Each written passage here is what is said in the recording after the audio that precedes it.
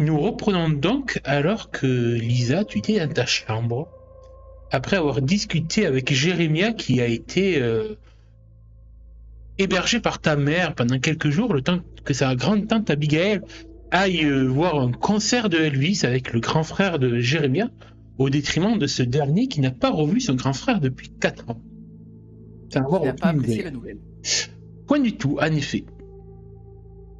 Et alors que vous aviez parlé bouquin, par rapport au livre qu'il avait emprunté à la bibliothèque pour essayer d'y voir un peu plus clair dans ses sentiments, tu lui avais conseillé le dernier des Mohicans, il me semble. Tout à fait. Et lui t'avait proposé de lire un peu la Bible. Quelle joie! Chose qu'il faudrait que je fasse peut-être un jour, oui, en effet. Et tu t'étais remonté dans ta chambre alors que le soir tombait, on était à peu près 21h. Et qu'en rangeant un peu à la va-vite tes affaires, tu avais fait tomber ta pile de livres, dont cette fameuse Bible qui s'était ouverte sur une page qui t'avait intrigué. Pourquoi? Cette page me... Alors, plus qu'intriguée même en fait, hein, ça m'a énormément surprise de voir que sur cette page ouverte, il y avait les mêmes symboles que ceux sur le miroir, ou encore ces mêmes symboles que ceux qui sont écrits, griffonnés, de manière un peu presque rageuse sur l'espèce de carnet de croquis de Phil Miller. En effet. Forcément, très surprise de ça. Je garde le livre ouvert. Déjà, je regarde un peu à quoi ça correspond. Ils sont écrits comment sur cette Bible? Ils ont été rajoutés à la main, ils sont... Alors non, tu vois, ça a été écrit plutôt à la même, sûrement il y a fort longtemps. C'est pas des caractères qui ont été imprimés. Je te remets une page du croquis. Hop. Et ils ont été rajoutés sur la Bible, genre... Non, tu vois qu'en fait, il y a certains passages, en fait, même la Bible, en fait, il y a certains moments où elle a été manuscritée. Tu vois que c'est une vieille Bible, quand même. Oui. Les pages, le papier est assez vieux et tout. Certaines pages ont été peut-être un peu imprimées, mais d'autres c'est encore un peu plus vieilles, écrites à la main, certains sermons, certains passages, et d'autres... D'accord, donc là c'est une Bible assez spéciale de base. Ouais. Ok. Alors, Jérémia de sa chambre va entendre Jérémia, alors que je descends les escaliers vers la chambre d'amis. D'accord, attends, on va aller... Ah, j'ai pas préchargé une carte. Ok. Et bien, pendant ce temps, dans sa chambre, Jérémia, il était en train un peu de se poser sur le lit de la chambre, à déballer ses affaires, se préparer à vivre quelques jours ici. Attends, j'ai perdu mon token. Quand il repense un peu à la nouvelle que lui a annoncée sa grande tante concernant Isaac. Et il y a un peu la colère qui monte à moi, en fait, de voir que mon grand frère continue visiblement à tenir une correspondance avec ma grande tante, alors que moi, il m'a ignoré pendant 4 ans, même si je sais que mon père l'a rogné et l'a chassé de la communauté. Oui, c'est pas de sa faute. Et du coup, je vais voir la photo de mon frère, de Isaac. Oui. Et du coup, en fait, un peu pris de colère et tout, je la déchire en deux. Ouais. Et je regrette en fait un geste que j'aurais assez tôt et tout, mais encore pris dans la colère quand même, énervé. Et au moment où tu rentres sûrement dans ma chambre, tu vois un objet volé et cogné juste à côté de toi contre le mur. Et en fait, je viens de jeter la montre à gousset de mon arrière-grand-père. Je sursaute quand je vois passer l'objet qui fait bonk contre le mur, juste à côté de moi.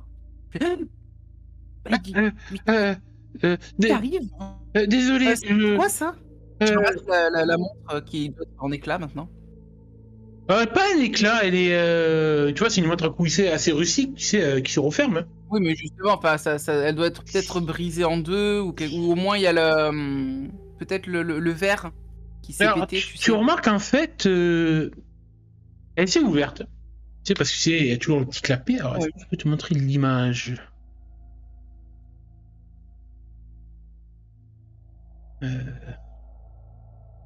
Ah, c'est parce que tu la vois dans le chat, mais je sais pas si tu peux agrandir. J'arrive pas à agrandir l'image Attends. de l'objet. Attends. Non, on va pas l'agrandir, mais c'est pas grave. Mais je vois totalement le genre, ouais. En fait, tu remarques qu'elle n'est pas. Elle n'est pas, comment dire, normale, dans le sens où il n'y a pas beaucoup de. Il n'y a pas de cadran avec une aiguille. Attends, je suis quoi? Je vais essayer de te la mettre. Attends, 2 secondes. Je vais la récupérer. Voilà, en effet, tu Elle est peux toute- apercevoir que les chiffres et tout, c'est des étranges symboles qui ressemblent pour certains, en fait, aux runes, aux symboles qu'il y a dans la Bible. D'accord. Du coup, bah, je la ramasse et je suis un peu interloqué quand je vois ça. Ah, désolé, Germain, tu vois, je me relève et tout, je vais vers toi pour essayer, pour reprendre la montre. Est-ce que je me sentais pas très bien?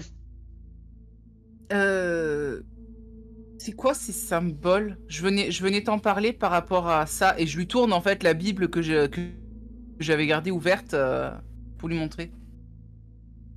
Est-ce que tu sais à quoi ça correspond ces symboles-là? Tu vois que quand il réalise que tu as ouvert la Bible et tout, il se rend compte qu'il a peut-être fait une bêtise. Il n'a pas réfléchi sûrement à te donner une Bible. Ah non mais c'est rien, ça vient de chez moi. Bien, je l'attrape par la main Ouais, en ouais. fait et je l'entraîne jusqu'à l'étage dans ma chambre et je le plante devant le miroir. Alors, déjà je te suis, j'essaye de pas trop trébucher dans l'escalier parce que tu me tires et tout. Ouais, exactement. Tu sers un Viens, peu fort regarde. ou pas ou pas? Est-ce que Je serre un petit peu fort, mais pas à lui faire trop mal non plus. C'est juste un mélange d'énervement, d'excitation et tout. Et en fait, au moment où je te touche, où je t'ai pris la main comme ça, tu vas entendre dans ta tête, Jérémia, tu vas sentir en fait ces émotions déjà qui se bousculent un petit peu. Et tu vas entendre. Non, mais c'est pas possible. Si tu sais quelque chose, t'as intérêt à me le dire parce que sinon tu vas pas passer la nuit ici. Moi, je te le dis. je reste justement quand. Putain, je te regarde, pourtant t'as pas l'air de. T'as toujours la tête tournée dans l'autre sens alors que tu me tires dans les escaliers et tout. Tu m'as pas parlé. Et du coup, je tribute, tu rates une marche, je rate de me viander en fait. Tu me rates peut-être sûrement tu sais, au dernier moment. Euh, Ouais. non, mais je te cache rien. Ben, on va voir ça, viens. Et là, je te mets là devant le miroir. Je place la Bible juste à côté pour que tu vois la ressemblance entre les symboles. Et je te dis, si tu me caches Alors, rien, j'ai besoin que tu me dises comment ces symboles-là, je montre ceux du miroir, sont les mêmes, plus ou moins, que ces symboles-là. Et je lui montre ta Bible. au Enfin, moment je où te tu montre. me fous, tu me fais rentrer dans ta chambre, tout, que tu m'amènes jusqu'au miroir, que j'ai compris ce que tu préparais. Tu vois, je me retourne vers Archie, bizarrement. Il dit, hein? Mais, non, je bug un peu devant Archie qui me regarde, tu vois que Archie me regarde, je le regarde, il me regarde, je le regarde, et je suis très troublé.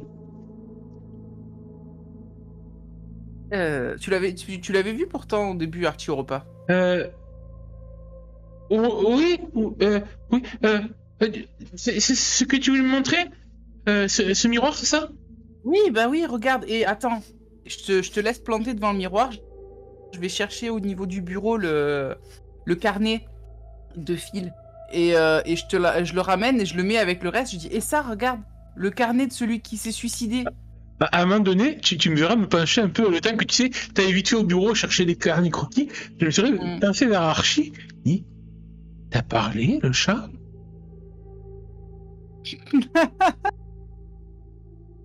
T'as entendu les pensées du chat, c'est ça?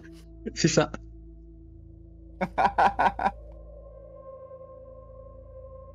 Euh, Et tu entendras un non dans ta tête. oui, oui, désolé. Et du coup, je me retourne vers toi. Parce que tu me fourres les carnets et tout dans les mains. Ah, je te fous tout dans les mains et je te pousse pour que tu t'assoies là dans le canapé. Et je m'assois à côté de toi. Je dis bon alors maintenant Jérémia, je veux la vérité. Je, Qu'est-ce que tu sais je- sur ça, sur ces symboles? tu vois, je suis très troublé en fait. Et je regarde un petit peu les dessins et tout. Tu vois qu'en effet, les symboles, je percute complètement. Mhm. Et du coup, je me rapproche un peu plus du miroir pour voir ces fameux symboles gravés dessus. Tu vois, je me regarde même derrière le miroir et tout. Et à un moment donné, en fait, je fais un bond en arrière, un peu terrorisé, effrayé. C'est Quoi? Qu'est-ce qu'il y a?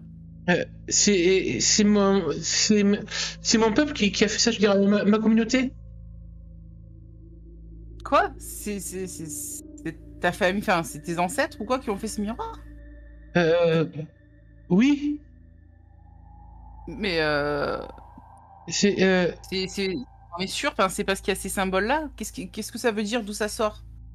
Qu'est-ce que tu sais dessus? euh, non mais je deviens blême. Faut pas y toucher ça. C'est dangereux. Je m'approche de toi. Quand tu dis ça, je fronce un peu les sourcils et je dis mais si c'est si dangereux que ça, pourquoi il y a ces mêmes symboles dans ta Bible? Elle est dangereuse C'est aussi, ça veut dire? Ou non, dans ta montre? euh, comment dire, comment t'expliquer, ces symboles, c'est c'est notre écriture, c'est un peu comme vous, le latin, voilà, c'est comme le latin. Tu peux me faire un jet d'intelligence si tu veux, Oui. s'il te plaît. Attends, je récupère ma fiche. Intelligence. Tac. Tu peux mettre. Succès partiel. Heureusement que j'ai un plus 3. Ah oui, c'est vrai que t'as un plus 3. En effet, ça peut être sûrement une forme de langage. C'est clairement un alphabet et tout. Mais de là, Oui. être comparé à du latin. Oui, c'est un peu gros, quoi. Et d'ailleurs, tu remarqueras quelque chose qui bouge sur ton bureau, que tu ne lui as pas encore montré. Ah, bah si je vois qu'il y a un truc qui bouge, je me rapproche avec. Je l'attrape, je dis tiens, regarde, viens voir. Et je l'approche de la planche Ouija, je dis on touche à rien. Regarde. Sally, j'ai amené quelqu'un avec moi. Et tu vois en effet que la goutte va bouger. Elle va dire quoi? Alors, I. Elle parle toujours en anglais, hein. Alors non, là, ça va être en français. J'avoue, En français. J'ai pas fait ma Il. production. Y a pas de souci. Ah, attends, je viens d'avoir une pub. Euh... J'ai réfléchi à comment ça se fait orthographie. C'est bon. Ah, attends, Je pense avoir deviné ce qu'elle va écrire. Mais bon. Il ment, c'est ça? Bien sûr, ouais, quand même, il sur le T parce que, oh, après tout, Ah bah oui. Quand même, après tout, elle prend pas son énergie pour rien, hein. Il ment. Je je me retourne vers lui, enfin vers toi, vers Jérémia. Les bras croisés sur ma poitrine et j'attends, en fait. J'attends une explication, j'attends parce que tu viens de le voir toi aussi, ce qui a été oui. écrit, Ouais, donc j'attends simplement. mon regard passe de la table de Ouija au miroir, du miroir à la table de Ouija. Je m'approche un peu de la table et je l'inspecte un peu et tout, et je la retourne. Et en Ouais, fait, tu n'avais pas pensé toi-même à la retourner. Et en fait, tu ouais. remarques que c'est les mêmes gravures et tout. Il y a le yes, le no, l'alphabet, les noms, mais écrit dans le même langage étrange qu'il y a dans la Bible sur le cadre du miroir. OK, Euh, je- d'accord. euh, Ça aussi, c'est ton peuple qui l'a fait, c'est ça? T'as trouvé ça où? Tu te rappelles la pièce en dessous, l'étage en dessous que tu nous as aidé à ouvrir? Bah là. Je- Je repose la table de Ouija côté alphabet humain. Mhm. Et tu vois que la goutte rebouge. Ok.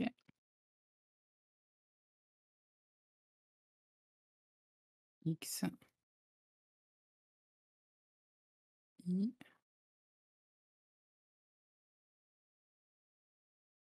L,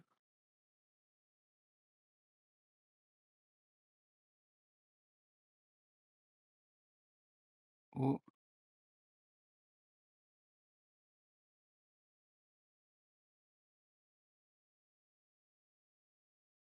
Z,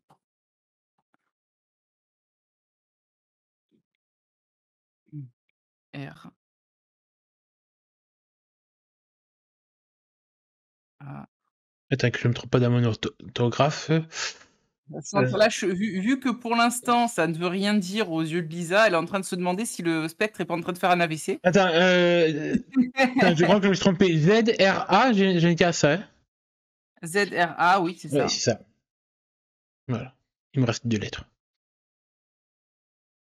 K. Et il où le I? Voilà. Xylosraki. Ah, autant Lisa, je pense que c'est vraiment comme la joueuse bug face à ce mot qui vient Complètement. d'être écrit. Et tu vois que Jérémia, il est surpris, mais pas comme toi dans le sens incompréhension. Ouais, Il a c'est compris. l'inverse. Il est surpris dans le sens choqué, quoi. Ouais. Je- Ça t'évoque un truc? comment elle peut savoir ça? Et c'est quoi? Enfin, Jérémia, parle-moi. Enfin, je veux dire, j'ai besoin de toi, là, vraiment. Non, je recule un peu, tu sais, en me tenant la tête, la main derrière la tête, comme si j'essayais de réfléchir et tout. Non, mais je peux rien te dire, c'est des secrets. Je peux pas. Écoute-moi. Là, je t'attrape par les avant-bras, tu vois. Et je te dis, écoute-moi bien. Là, c'est peut-être des secrets de ton peuple, mais c'est en train d'affecter ma vie. D'accord? Et j'ai pas envie d'avoir ma vie affectée par des trucs bizarres. Moi, je suis venue ici, je voulais garder la vie normale. Je voulais vivre une vie normale. Ok? Pas un truc fantastique ou quoi. Pour moi, c'était dans les films ou dans les bouquins. Donc là, maintenant, soit tu me dis ce que c'est, soit je dis à ma mère que dès demain, on peut plus te garder. Mais si je te dis, si je te dis ce que c'est, si je te dis des secrets, c'est des secrets de mon peuple. Putain, si mon père l'apprend, mais je pas envie de te mettre en Il n'a danger, pas à Lisa. l'apprendre. Il a pas à l'apprendre, ton père. Comment il le saurait? Si je lui dis pas et que tu lui dis pas, il le saura pas. C'est, euh, je t'aime bien, Lisa. J'ai pas envie de te mettre en danger. Euh, Écoute-moi, Jérémie. Je me calme un peu, enfin j'essaye en tout cas de me calmer. Écoute, il m'arrivera rien, d'accord? Je, je- Ton père ne sera pas au courant. Moi, tout ce que je veux, c'est savoir à quoi toutes ces choses-là riment. J'en ai besoin. Toutes les nuits, je suis réveillée à 3 heures du matin, pile, sans arriver à comprendre ce qui se passe. Il y a mon reflet dans ce miroir qui m'a indiqué la table de Ouija. La table de Ouija, depuis ce jour-là, arrête pas de m'écrire des messages. Aujourd'hui, tu es là, tu sais de quoi ça parle. Tu peux pas me laisser comme ça. Tu peux pas. T'as ce devoir de m'aider, en fait. Il aurait voulu quoi, Dieu?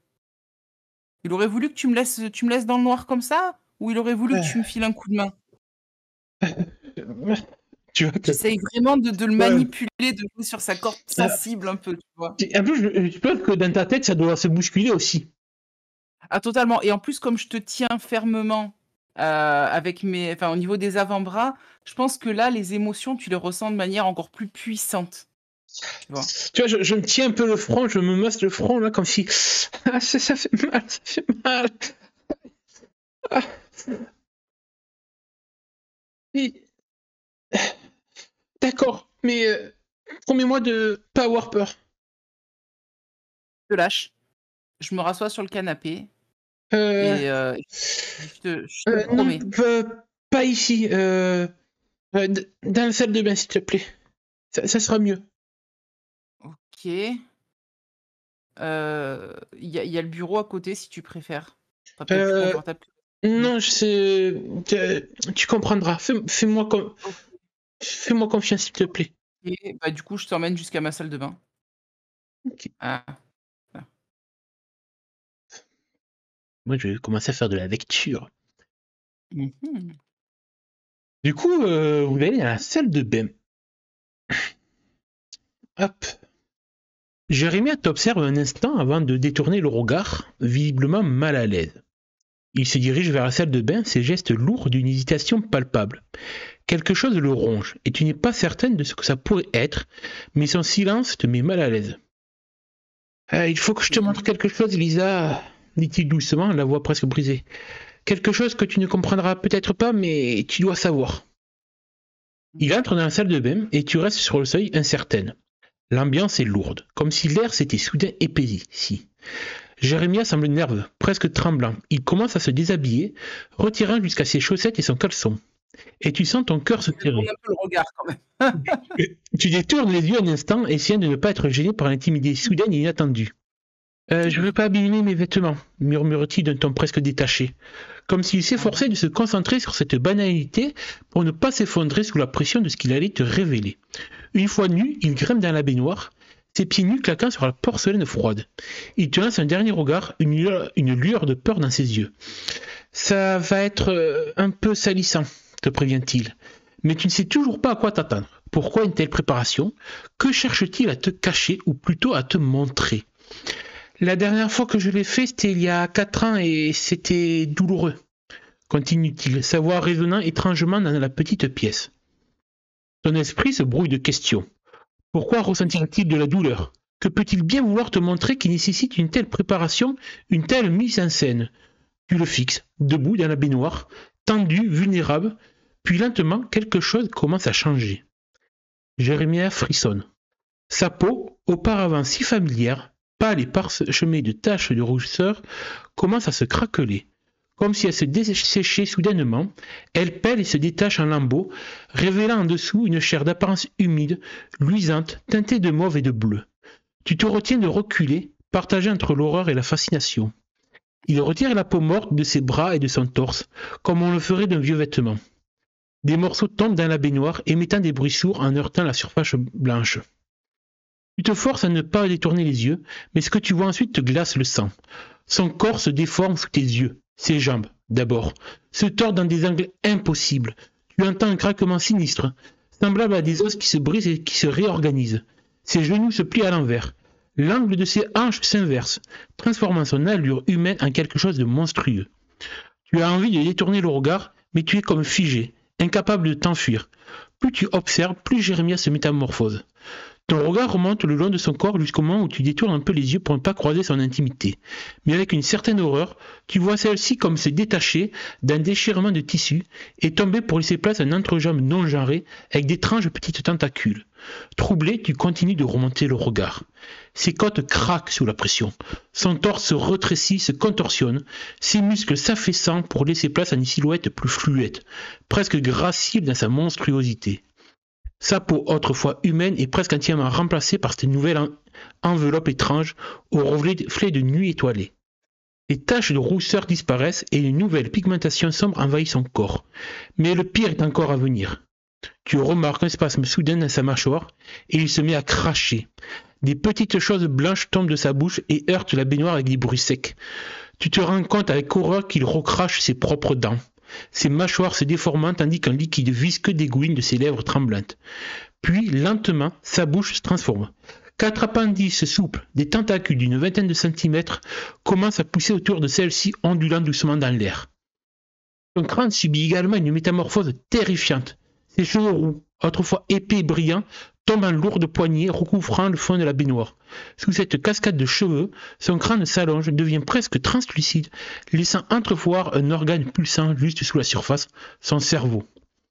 Le spectacle qui s'étale sous tes yeux est surréaliste. Des lambeaux de peau, des dents, des cheveux et des fluides corporels baignent maintenant dans la baignoire, tandis que Jérémia, ou ce qu'il est devenu, te fixe de ses nouveaux yeux, noirs, insondables, semblables à des puits de ténèbres. Les tentacules autour de sa bouche bougent doucement, comme animés par une conscience propre. La créature qui te fait face est à mille lieues du garçon timide et musclé que tu connaissais. Voilà qui je suis réellement, murmure-t-il d'une voix haletante. Ces mots étranglés par la nouvelle structure de sa mâchoire. Ses yeux, bien qu'inhumains, semblent chercher une réaction, un écho de compréhension dans ton regard. Tu restes sans voix, le souffle court, confronté face à cette révélation. Oui. Et je te montre l'image. Ouais. Là, j'hésite entre me laisser glisser au sol complètement sous le choc ou me barrer en courant. Oui, je me suis douté que c'était ce genre-là. Donc voilà J'avais à bien quoi cru comprendre. ressemble Jérémia maintenant dans ta Ok, mémoire. Jérémia est un mind flayer. Magnifique. Je pense que si Lisa avait été une joueuse de Donjons et Dragons, elle aurait fait la comparaison tout de suite. Tu vois, elle l'aurait appelé l'empereur ou je sais pas quoi. Cela dit, ce n'est pas le cas. Elle ne connaît pas. Et ben en fait, là, j'ose pas bouger, en fait, parce que je me dis, est-ce que c'est vraiment mon camarade de classe, mon ami? Ou alors est-ce que je suis en train de faire un cauchemar? Enfin, je suis statique, j'ai les mains appuyées contre le mur derrière moi, contre lequel je me colle, en fait, en essayant de peut-être rentrer à travers, tu sais, pour disparaître. Je je Jérémia, c'est toi c'est vraiment toi?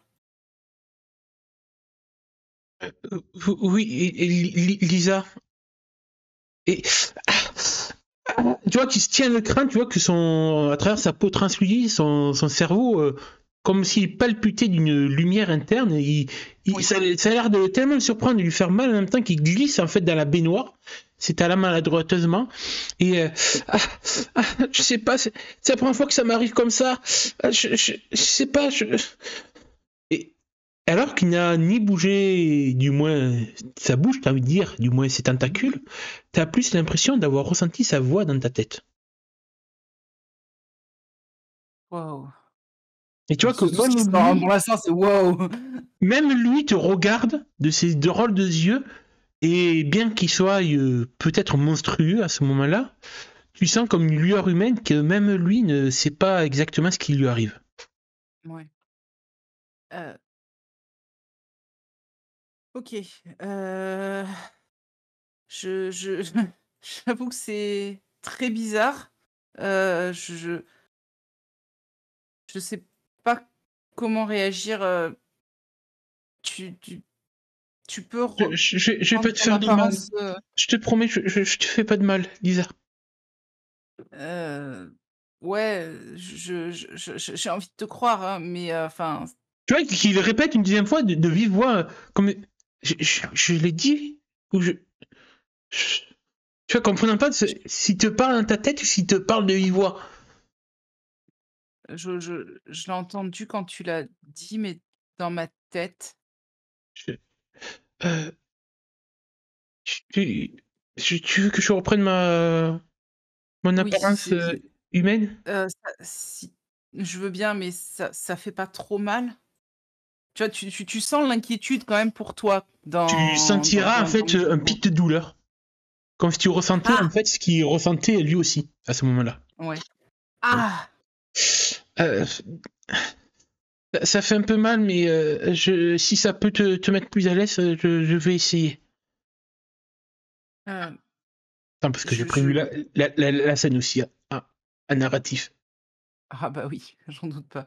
Je sors pas de la pièce, mais je recule un petit peu, de manière je garde toujours comme un œil, tu sais, avec cette espèce de curiosité malsaine, un petit peu. Tu sais, de la même manière, c'est horrible à dire, mais de la même manière que les gens ralentissent quand ils voient un accident sur l'autoroute, pour regarder. Ben, c'est un peu pareil, tu vois? Genre, je voudrais lui laisser son intimité pour, et puis moi m'épargner cette vision qui, je pense, va être tout aussi dégueulasse que la première, mais je peux pas m'empêcher de regarder.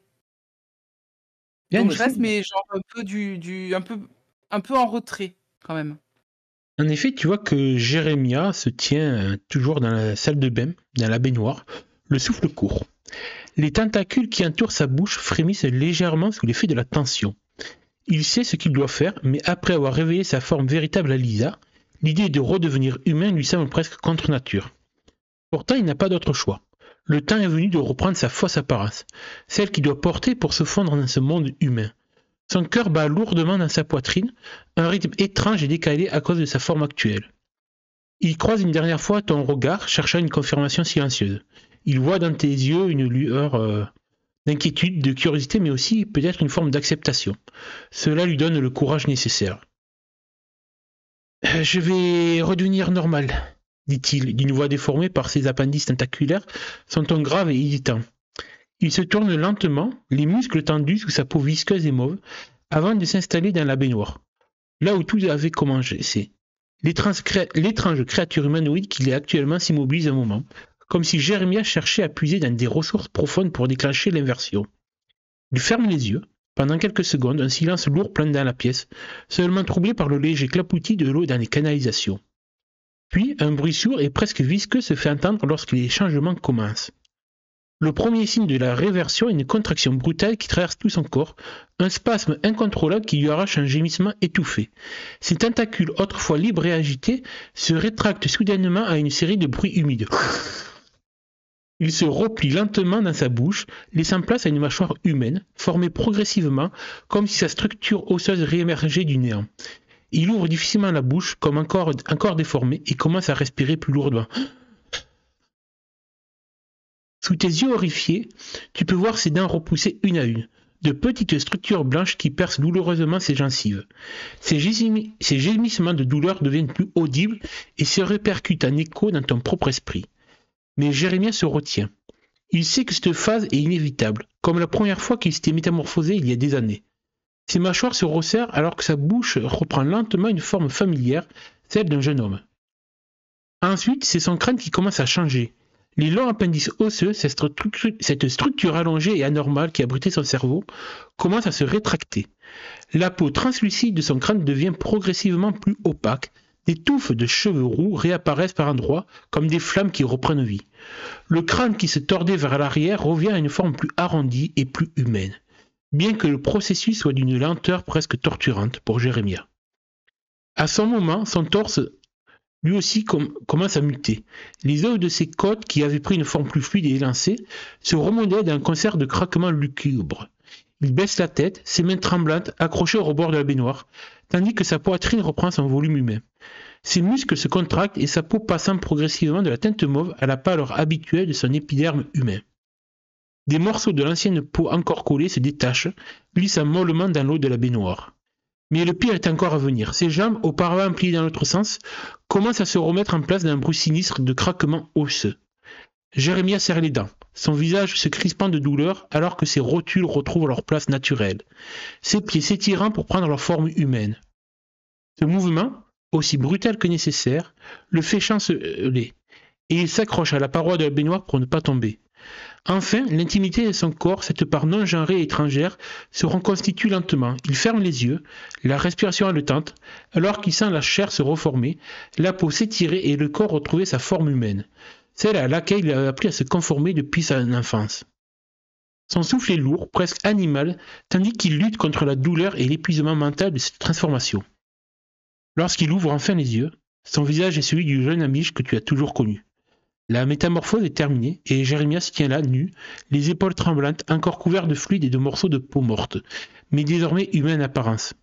Il relève lentement la tête, croise à nouveau ton regard. Ses yeux, fatigués, cherchent une réponse. Il attend, nerveux, un mot, un geste, n'importe quoi pour rompre le silence pesant. Mais au-delà de la douleur physique et de la transformation corporelle, une autre forme de douleur l'assaillit, celle de l'incertitude. Il vient de dévoiler une partie de lui qu'aucun humain n'était censé voir. Une fois que Jérémia est redevenu humain, je pense que la, la seule chose que je vais faire pour l'instant, parce que là, il est vulnérable, il est nu et vulnérable face à moi.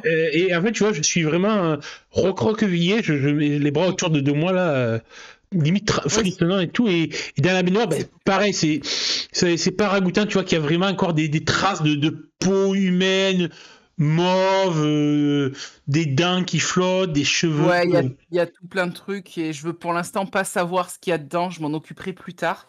Mais ce que je fais, c'est que je vais attraper en fait une serviette, ma serviette de bain en fait, hein, qui était suspendue près de la baignoire et en fait, je vais simplement venir te la mettre sur les épaules parce que là, tu es accroupi dans la baignoire, en train de trembler. Je viens te la mettre sur les épaules pour te réchauffer un petit peu et je te dis, «Allez, mmh, essaye de te nettoyer un coup, rhabille-toi et puis moi je vais aller en bas, je vais nous faire du thé. D'accord?» D'accord. Du coup, je me relève un petit peu maladroitement. Tu vois que je suis dans un état assez avancé de faiblesse. Mmh. Je pense que Ça va, tu as besoin d'un coup de main ou? ça va, je prends vraiment mon temps et tout. D'ailleurs, je vais m'infliger un point de dégâts physiques. Oui. Tu vois, je pense que tu peux te prendre un point de dégâts émotionnels. C'est ce que j'allais dire, je pense que je vais me coller un point de dégâts émotionnels et je vais peut-être même me mettre l'état confus, en fait. Pas je suis pas terrifiée, enfin je devrais être terrifiée, hein, logiquement. Mais d'un autre côté, je vois bien que c'est Jérémia, tu vois? Que c'est mon ami quand même. Parce que même si ça fait que quoi, 1 semaine, 2 semaines qu'on se connaît, ben, on s'est quand même vraiment liés d'amitié. On passe pas mal de temps ensemble avec les autres et tout et justement, c'est ça qui fait qu'au lieu d'avoir peur, totalement peur de lui, oui, j'ai peur parce que clairement, ce qu'il m'a montré, j'ai dû me pincer 2 3 fois pendant la scène pour m'assurer que j'étais pas en train de faire un cauchemar. Heu, mais je sais qu'au fond, enfin, ça a l'air d'être toujours Jérémia. Donc c'est ce qui me rend totalement confuse, en fait. D'accord. Donc je me suis J'accepte. coché confus. Au moment où du coup tu vas pour faire du thé, et tout, tu remarques en fait qu'il y a Archie. Un mode, tu sais, vraiment le dos arqué, les poils complètement hérissés en train de fixer Jérémia avec des yeux perçants. Ça va aller Archie, ça va aller. Je récupère Archie avec moi parce que je j'ai pas envie qu'il attaque, Jérémia en profitant de sa faiblesse et qu'il le griffe. Ah, Donc je le prends dans les bras. c'est un tigre gros, quoi. Contre un Manflayer, je veux dire, c'est bon. Ouais, mais bon, un Mind Flayer qui est mal en point contre un tigre du Bengale miniature, quoi, donc voilà. Donc je récupère Archie avec moi et je lui dis: «Tiens, toi, je vais te donner du lait». Tu Hop. sais que quand tu le reprends, tu sais, au moment où tu tournes, tu sais, il est un peu pris dans ton épaule et tout. Tu vois qu'il crache un peu en direction de Jérémia. Merde. Ouais, je me doute, je me doute. Si jamais tu en sortant, je dis: «Si jamais tu as besoin de quoi que ce soit, n'hésite pas à appeler, hein, je monterai Ouais. t'aider». Oui, ça va aller. J'ai juste besoin de reprendre mon souffle. Pas de Au souci. fait, Lisa, Oui, mon vrai prénom c'est Xylos Raki. je vais continuer à t'appeler Jérémia, ça sera plus facile, si ça te va. Oui. Et je descends avec Archie dans les bras en me demandant, avec un million de questions, en fait, qui me passent par la tête. C'est qu'est-ce que j'ai vu? Qu'est-ce que c'est qu'est-ce qu'il est? Il ressemble plus à ce qu'on pourrait attendre de voir d'un extraterrestre, dans ce cas tel qu'on peut les voir dans les films. Heu, j'ai un million de questions qui tournent dans ma tête et que je compte bien lui poser quand il revient, quoi.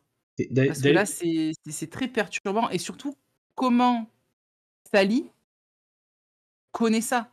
Qu'est-ce qui s'est passé avec le peuple de Xylosraki, du coup, qui fait que, Sally est morte? Est-ce que c'est eux qui l'ont tuée? Enfin, voilà, il y a un million de questions qui se bousculent, là. D'accord. Du coup, tu vas faire donc du thé. Oui, je vais préparer du thé à la bergamote, Oh. parce que c'est le seul thé qu'on a à la maison. Là, pour te montrer quelques autres illustrations, en fait, j'ai trouvé, je t'expliquerai un peu pourquoi, mais une illustration en fait qui m'a fait penser directement à Jérémia avec la bouffe. Attends, il faut que je te la montre. Voilà. celle-là. Mais C'est tu ta vois, grande-tante Abigail, si c'était une extraterrestre. que je trouvais, J'adore. C'est oui, tellement chou, tu c'est vois, tellement c'est mignon. bien aussi, ça sonne bien, je trouve, les expressions faciales. Ah, elles sont magnifiques. Ouais, c'est vrai. Ah, c'est bien fait, j'adore. Oh, il y en a un, tu le vois, il est tout triste. Du coup, voilà, tu prépares ton thé et tout dans la cuisine, que tu te perds un peu dans tes pensées quand t'as, tu sais, la bouilloire qui sifflote pour dire que l'eau est Oui, chaude. je sursaute quand j'entends la bouilloire qui fait du bruit, qui siffle. Et je verse du coup l'eau chaude dans les mugs dans lesquels il y a le petit sachet de thé. Bon, ça va aller, il va m'expliquer, il peut pas me laisser en plan comme ça après m'avoir, je parle à haute voix, mais à moi-même, tu vois? Il peut pas me laisser comme ça sans explication, hein, Archie? Il va me dire ce qu'il est, me dire ce qui se passe. Peut-être même m'expliquer ce qu'il a écrit sur le carnet de notes, hein, j'en sais rien, j'espère. Enfin, je sais pas. Mhm. Et je pense que tu arrives sur ces entrefaites alors que je suis en train de Ouais, parler au chat et à là, mais à la moi-même, en fait. cuisine. Attends, je vais redescendre à la cuisine. Mmh. Ouais, moi, je suis vers là. En Enfin, effet, vers là. tu vois que, ben, que je redescends, le pas un peu traînant, me remettait à peine. Je me suis rhabillé, mais je suis en train encore tu sais, de m'essuyer les cheveux, encore humides. Mmh. Euh, Ça va, Lisa?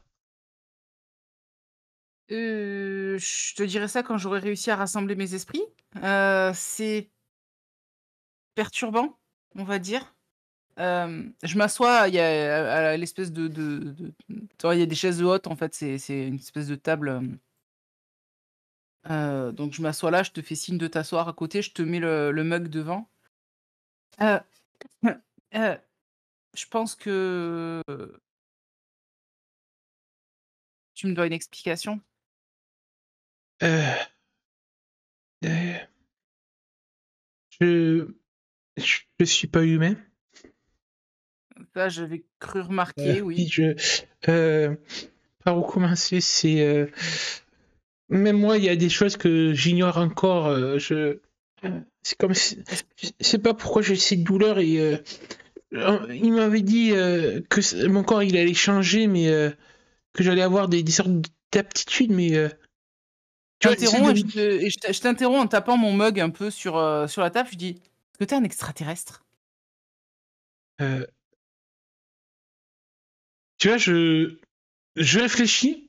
Tu, et tu sais en fait quelque chose dans ton cerveau quand tu dis moi Ouais, extraterrestre, comme et tu ressens en fait ma présence. dans mon cerveau. Ouais. Ah, je OK. comprends ce que tu veux dire. Extraterrestre. Extraterrestre. Alien aussi, on dit. C'est ça, mais alors par contre évite d'entrer dans ma tête sans que je t'ai invité, s'il te Euh, plaît. Désolé, tu vois qu'il est vraiment coupable. Il s'est vraiment coupable. Je Oui, contrôle pas. c'est pas grave. Du coup, oui, enfin, excuse-moi, j'ai une tonne de questions à te poser, mais est-ce que Et, tous oui, les amis sont comme toi? ma communauté, en fait, depuis mon arrière-grand-père, on vient pas de la Terre. On vient d'une Je autre sais, planète. quelque part, tu vas le sentir, en fait, tu vas sentir une espèce de soulagement de la part de Lisa quand tu dis que que en gros votre espèce vient pas de la Terre parce que elle a pas besoin, j'ai pas besoin de l'exprimer à haute voix, tu vas le comprendre en étant encore peut-être un peu accroché à son esprit ou quoi. C'est qu'en fait dans sa tête, Lisa elle se dit sur Terre il peut pas y avoir de surnaturel. Par contre, le fait de savoir que les tiens viennent d'ailleurs, eh ben elle se dit OK, donc ça veut dire qu'en vrai, le surnaturel, ça existe pas et que c'est juste une autre espèce, tu vois? Donc quelque part, il y a Mmh. toujours ce côté un peu elle essaye Cartésien. de garder ce côté cartésien qui est très difficile à garder avec tout ce qui se passe, mais elle essaye de s'y rattacher un petit peu, tu vois? Et ça, tu le sens, tu le ressens. Mais tu vois, ça me rassure un petit peu de voir qu'elle me prend pas par un fou, qu'elle est pas partie tout simplement de la baraque en courant comme une Elle folle. a failli, elle a failli. Euh, je sais pas trop, mais d'après ce qu'on m'a raconté il y a fort longtemps, mon peuple on a dû fuir notre planète d'origine à cause d'une guerre avec une autre race. Et mon arrière-grand-père, mes ancêtres, ils ont eu, en arrivant sur Terre, l'idée de se cacher comme des Amish. Euh, OK, mais du coup, ça veut dire que les autres Amish sont des humains normaux, on est d'accord? C'est juste ta communauté, en fait, qui vient oui, d'ailleurs? oui. Euh, OK. si j'ai bien compris l'histoire que m'enseignait mon père, euh, c'est qu'en fait, il considérait que ces Amish, comme vous dites, euh, pouvaient nous faire une couverture, une bonne couverture, car isolés de tout, euh, Mmh. il y a certains de mon peuple qui ont du mal avec la technologie humaine. Il se Ah, passe des choses c'est-à-dire? bizarres quand ils sont à côté. Des choses bizarres? Je sais pas, j'ai jamais eu ça, mais je sais que évidemment ça peut faire. Mon père m'a dit des interférences. Ah! Par rapport à tes capacités télépathiques? C'est comme ça qu'on dit? Euh, oui, je crois que euh, on dit que d'après ce que mon père m'a dit qu'en grandissant avec le Ron Springa, ça nous servait en fait à devenir des illitides adultes. Illithide, Oui, c'est c'est le nom, le nom de mon peuple. OK. Heu, Oui, alors c'est je pas ma suis faute s'il y désolée, a il va me des. falloir du temps C'est pas pour de ma faute appeler. s'il y a des contes de Donjons et Dragons qui ont repris le nom de mon espèce. Voilà.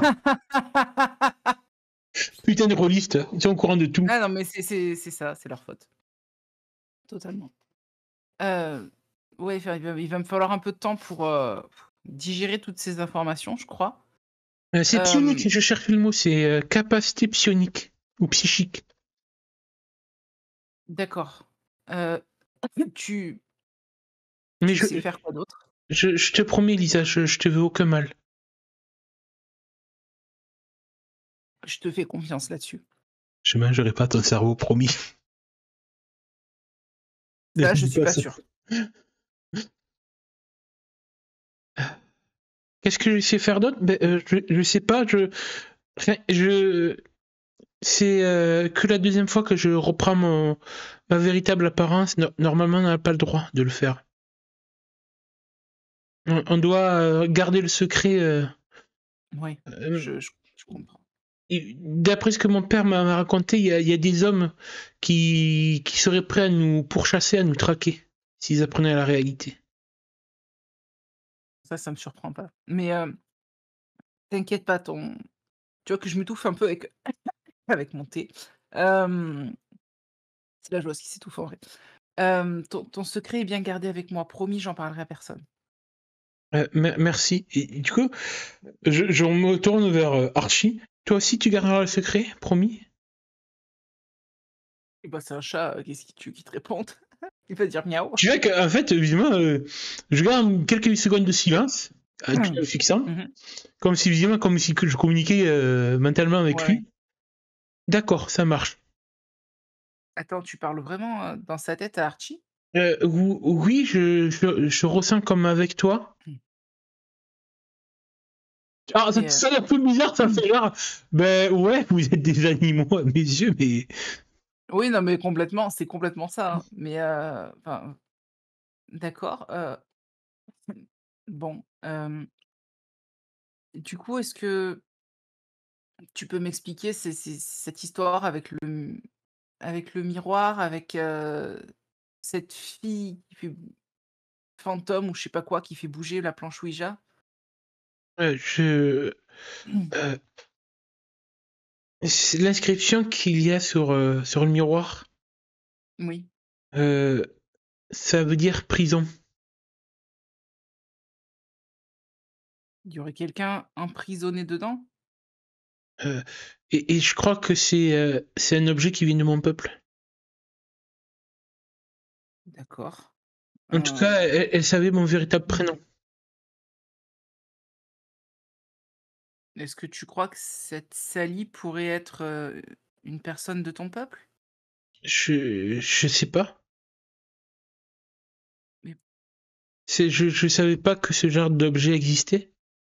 Je me rends compte que j'ignore encore beaucoup de choses sur mon peuple, son passé. On m'a tellement, depuis ma naissance, pour moi, j'ai toujours été plus Amish que Illitite. je comprends.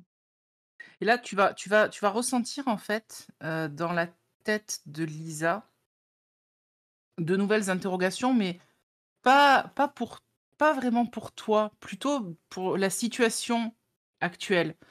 C'est-à-dire, je l'énonce pas à haute voix, encore une fois, mais tu sens qu'il y a une espèce de confusion parce que du coup, ce qu'elle a toujours pris pour Sally, c'est-à-dire peut-être une jeune femme qui était qu'elle pensait humaine, etc., qui était peut-être morte et compagnie, euh, s'il y a marqué prison sur le miroir, est-ce que c'est pour elle, est-ce que du coup, ce serait pas une créature illitide, comme tu dis, qui serait enfermée dans le miroir pour une raison qu'elle ignore, hein, et enfin, une raison que j'ignore. Et est-ce que le fait d'utiliser la planche Ouija comme si elle était un esprit, est-ce que c'est pas se jouer de moi en faisant croire qu'elle est un fantôme alors qu'en fait elle utilise ses pouvoirs d'illitide pour le faire? Tu vois, tout ça tu le ressens, ça se bouscule complètement dans Et du ma coup, tête et dans la tienne. tout ce remue-ménage du questionnement intérieur, tu vois que. Ah, Lisa, tu pourrais penser moins fort, s'il te plaît. Pardon, je contrôle pas mes pensées, je suis désolée. Ah, ça fait mal. Heu, Je savais pas que j'allais avoir ce genre de pouvoir. je suis vraiment désolée pour, t'avoir mis dans cette situation, tout ça, c'est, hem, est-ce que tu crois que tu pourrais te renseigner, je sais pas, auprès de ton père, sans lui dire que tu m'as mis au courant ou quoi que ce soit, mais, que tu peux lui dire est-ce que tu peux lui dire que tu as trouvé un miroir avec marqué dans ta langue, prison et que tu et qu'il y a une certaine Sally coincée dedans, peut-être qu'il va t'expliquer de quoi ça parle ou te dire quoi en faire? Euh, Tu vois que quand tu me dis ça, je me gratte un peu le bras là. Euh, je, Tu vois qu'il y a quand même une sorte de, pas de peur, mais d'appréhension de quand je pense à mon père. D'ailleurs, je pense que Oui, même ça, limite, cette pensée-là, tu peux la ressentir. mmh. Oui, vais essayer de lui parler si j'en ai l'occasion. Je te force à rien, c'est pas obligé de le faire de suite, mais, ça m'énerve cette histoire, je sais pas, j'ai pas envie de dormir dans ma chambre cette nuit, je crois que je vais dormir sur le canapé. Euh, d'accord. Hem, je pense qu'on a tous les 2 besoin de repos Oui, oui, j'ai besoin de me reposer. et je vais te mettre la main sur, ma main sur ta main et je vais te dire merci d'avoir eu assez confiance en moi pour, enfin, tu vois? J'ai confiance en toi, Lisa. Je sais que tu me trahiras pas. Je t'en fais la promesse. Tu- euh, Comment tu dis? T'es maman canard, c'est ça? C'est ça. Et puis moi, je suis sur ton petit canton tentaculaire. Je rigole un peu quand Et tu du me coup, dis ça parce tu vois, j'essaie de me concentrer, tu vois, que j'essaye quelque chose. mmh. Et tu verras l'image un peu floue, comme tu sais, de dessiner une image mentale d'un canton, tu sais, avec des tentacules à la place du bec. Je le vois totalement, c'était le truc que j'avais en tête en plus. T'as un télépathie IRL. Bah, grave. Exactement ça. Puis, bah, du coup, je pense qu'on ira se coucher. Moi, je vais juste, je vais aller je vais t'accompagner jusqu'à la chambre d'amis, en fait, parce qu'il y a 2 lits. Donc, sur le lit que tu vas pas prendre, je vais récupérer la couverture et le coussin Ah oui, c'est vrai qu'il y a deux et lits. oui et bah, je me rappelle très bien la maison, t'inquiète pas Ah, c'est et bon. je vais aller m'installer en bas Ok. pour la nuit. Avec Archie qui va venir peut-être soit se lever sur moi, soit s'installer sur un des fauteuils à côté. Tu vois que Archie est très protecteur de toi. Oui. Et qu'il a toujours un Il est petit. très territorial parce que je suis son humaine, de compagnie. Tu vois que même s'il s'est arrêté d'arquer le dos ou de cracher quand à Remia, il y a quand même une sorte de méfiance animale envers lui. Ah ouais, c'est normal, attends, il a vu des trucs bizarres, hein, ce pauvre chaton. C'est clair. Mmh. Et, Et est-ce que dans la nuit, je vais être réveillée encore une fois à 3 heures du matin ou pas cette fois? Alors justement, juste vu qu'il était que 21h, on va dire qu'il a tout cassé 22h. Du coup, toi, tu te décides juste de te monter de te mettre sur le canapé, ça, pour. Oui, oui, je veux là, à l'heure actuelle, en fait, je veux pas monter dans ma chambre parce que je serai près du miroir et cette histoire de prison, hem, m'inquiète un petit peu. Parce que comme je t'ai dit dans ma tête, là, est-ce que c'est la prison de quelqu'un? Si oui, pourquoi cette personne, elle est emprisonnée? Est-ce qu'elle veut vraiment comme Jérémia a eu l'air d'avoir un peu peur en voyant ce truc, qui peut-être que c'est quelqu'un de mauvais qui est enfermé là. Enfin, je me fais peut-être des films, mais là, pour le moment, j'ai un peu le stress de m'en approcher seule, tu vois? D'accord. Ouais, tu vois que lui, Jérémy, pendant la soirée, tu l'entendras descendre les escaliers. Mmh. Lisa, je te dis, tu dors? Non. Qu'est-ce qu'il y a? Tu vois, je passe un peu, t'es sûrement dans le canapé. Oui, oui, bien sûr, oui, Moi, je suis ouais, allongé dans le canapé en train de zapper sur la télé pour l'instant, hein. Il y a que des films oui, t'es d'horreur à ce que avec c'est. Archie sur toi, sûrement. Oui, Moi, je passe juste la tête par la porte. Je vais faire un petit tour dehors, j'ai besoin de prendre l'air. ça marche. OK, bah, tu fermeras la porte à clé en rentrant si je dors. OK? D'accord, ça va aller? Je crois. Ça ira mieux demain après une bonne nuit de sommeil, j'espère. Euh, d'accord. Et toi? Euh, je commence à aller un peu mieux. J'ai besoin de me dégourdir les jambes.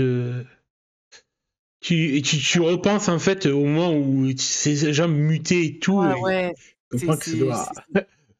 je me doute que ça doit, Ouais, il tu doit vois il doit qu'en fait, avoir envie de je d'éloigner le masse le mollet comme si j'avais encore des vilaines crampes, tu vois. c'est ça, c'est ça. Bon, ben, à tout à l'heure alors. Ça marche, à tout à l'heure. J'aime bien, ça me va. J'ai l'essentiel dans cette maison. Oui. Euh, Alors que tu es en train un peu de zapper sur la télé et tout, que tu repenses peut-être un peu à tout ce qui s'est passé, à toutes ces révélations. Ça sort pas de ma tête, hein. En fait, Ouais, je il regarde la y a un télé, truc mais qui te fait tilt, qui te fait te relever, qui dit ah merde. C'est que tu repenses à ce que tu as vécu dans la salle de bain et que, ben, on va dire que Jérémy t'a laissé un joli cadeau, hein, dans le fond de la baignoire. ah oui, oui, bah oui, non mais je me suis dit que je verrais peut-être plus tard pour nettoyer tout ça, mais après effectivement, j'avais zappé et oh merde, putain, faut que je nettoie ça maintenant. Parce que tu dis, si tu laisses pourrir ça toute la nuit, ça avait l'air, tu vois, comme tu sais, quand un petit truc un vieux bac de beaux poissons. Ouais, bah du coup, ce que je vais faire, c'est que je vais partir dans la cuisine récupérer, tu sais, les sacs poubelles, quoi, en fait. Mhm. Et je récupère aussi, du détergent, des machins pour nettoyer, un truc que c'est ma mère qui fait d'habitude, hein, mais là, c'est moi qui vais devoir nettoyer. Je suppose même, tu vois, je t'imaginais aussi avec les grands Gants gars en caoutchouc de cuisine, tu sais. jaunes, les grands gants jaunes qui te montent jusqu'aux avant-bras, là, totalement. Totalement. Je m'attache les cheveux, tu sais, je me fais une queue haute et hop, et je mets même, j'imagine qu'on doit avoir peut-être une espèce de tablier ou quelque chose pour les trucs qui peuvent vraiment Oui, tacher. ouais, ouais, carrément. Donc je récupère tout ça, je suis équipé presque j'aurais mis des Puis bottes même, peut-être que dans le bureau de ta mère, tu peux même retrouver, tu sais, des vêtements, tu sais, d'infirmière. Tu sais, les tenues de ouais, protection et tout, elle doit avoir peut-être ouais. ça quand elle fait, peut-être qu'elle ramène des fois Ah du mais boulot. je vais totalement mettre ça, puis après je mettrai la tenue à laver, dans le lave-linge si c'est nécessaire, je pense que ça le sera. Oui, bah, c'est Donc, une tenue jetable, je pense. une fois que je suis bien équipée, je monte dans le grenier, je jette un coup d'œil en direction de la porte de ma chambre avec une certaine appréhension. Tu vois, quand j'arrive ici, j'ai une certaine appréhension quand je regarde la porte là. Et après, j'avance là. J'ai une autre appréhension qui est en mode bordel, qu'est-ce que je vais trouver dans la baignoire. Des Je petits prends une pulpes. profonde inspiration et j'entre dans la baignoire prête à tout nettoyer. Ah, forcément, ça sent pas trop la rose. Oui. Et en effet, tu vois, ben, flotter. Ah, il y a bien 2 petits centimètres de fluide, visqueux, de morceaux J'ai de un haut le peau. cœur. Tu vois qu'il y a encore des morceaux humains, Mmh. mais aussi des Bah dents, oui, des petites dents, je des vais voir. poils roux. Ah, il y a même un pénis qui flotte Oui. aussi d'ailleurs. Quelle Ah, horreur. elle a gardé ta mémoire, Lisa. Ah ouais, ouais, ça s'en est rappelé, elle l'a vu se détacher, alors forcément ça l'a choquée. Heu, du coup, bah, alors, tu sais, j'ouvre grand, je prépare le sac poubelle, enfin le premier parce qu'imagine qu'il va en falloir plusieurs. Le premier sac poubelle, je le mets près de D'ailleurs, tu la vois Archie qui grimpe sur le lavabo là et qui regarde en mode ah, c'est mon crapi. Elle met les mains dedans. ah Dis-moi. ouais, et je suis là, mais en fait, j'attrape les trucs, mais même pas j'ose regarder, tu sais? Je regarde juste du coin de l'œil et j'attrape et je splorch dans le sachet et j'attrape encore, ça fait des bruits humides, dégoûtants et splorch encore une fois dans le sachet et je vide autant que possible. S'il faut que je prenne plusieurs sacs, je prends plusieurs sacs et et après j'irai les jeter dans la poubelle Ouais, puis en avant plus, d'en t'es obligé, prendre tu une te remarques deuxième. que. En plus, ça squatte et tout, donc t'es obligé, en plus, tu te dis, Mmh. je vais mettre ça, faire un double sac poubelle pour éviter que ça. Ouais. Ah complètement, il y a pas le choix là, hein. Puis pour l'honneur, tu dis, parce qu'en plus, tu sais que les poubelles, les éboueurs, ils passent que dans 2 ou 3 jours. Oh pauvre. Donc, tu t'imagines, sûrement peut-être l'odeur qui risque de poser Ça des questions. va Ouais, ça va être dégueulasse, mais je peux pas faire autrement, quoi. Je veux dire, Euh, à moins de mettre de la javel dans le truc pour que la javel masque l'odeur, voilà, et quoi. tu te dis peut-être même, à un moment donné, vaut mieux pas que personne ouvre ses sacs, parce que sinon on pourrait croire qu'on a tué quelqu'un. Vu qu'il y a Ah des mais ça morceaux de dents et complètement, tout. ça complètement. Ça, c'est clair et net, c'est ce que je me dis. Mais bon, bah, je suis une adolescente, je pense pas forcément à tout. Donc et puis j'ai pas l'habitude de voir des films, policiers non plus, ou des trucs comme ça, où ils peuvent camoufler les preuves, les machins. Alors, Ouais, mais j'ai peut-être j'ai d'y réfléchir un petit peu, ça fait marcher ton esprit cartésien, tu sais, d'essayer de réfléchir à une méthode pour voilà, nettoyer ça proprement et de manière efficace. Du coup, ça te permet peut-être un peu tu vois, de souffler aussi. oui, De penser à complètement. des trucs si pragmatiques, on va dire, ça te permet de Ben canaliser un peu tout ça. En fait, j'en suis presque à me dire: «Est-ce que je le fous dans la poubelle ou bien est-ce que je vais l'enterrer pour faire du fumier?» Tu vois? Mmh. Parce que ça va moins schlinguer, ça va être décomposé. Bon, ça va mettre du temps, c'est sûr. Encore que la peau d'alien, je sais pas le temps que ça met à se décomposer. Ouais, puis Mais je sais même pas, j'ai pas réussi à faire de terreau, ce que ça peut avoir d'effet sur les carottes qui vont pousser dedans. franchement, ça peut être fun. Tu sais, tu des plantes aliens qui poussent après et tout. Non, mais ouais, je suis en train de me demander, est-ce que je le mets dans la poubelle? Ou ça risque de schlinguer, d'attirer des animaux sauvages, des choses comme ça, parce que forcément, tu vas avoir des animaux, ils vont être attirés par l'odeur, du sang, des machins. Ou est-ce que je l'enterre? Au moins, je peux enterrer les sacs, tu vois? Mais bon, creuser au milieu de la nuit, voilà quoi. Donc pour l'instant, je sais pas. Je pense que je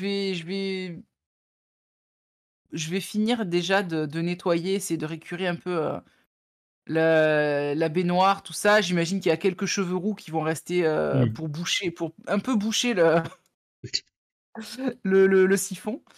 Euh, mais je récupère vraiment tout ce que je peux et tout. Je fous tout dans les sacs. Et en fait, une fois que j'arrive en bas, que je sors avec je sais Ouais. pas, 2, 3 sacs, je suis là, je me dis, putain, mais il faut que je fasse quoi en fait avec ces sacs maintenant?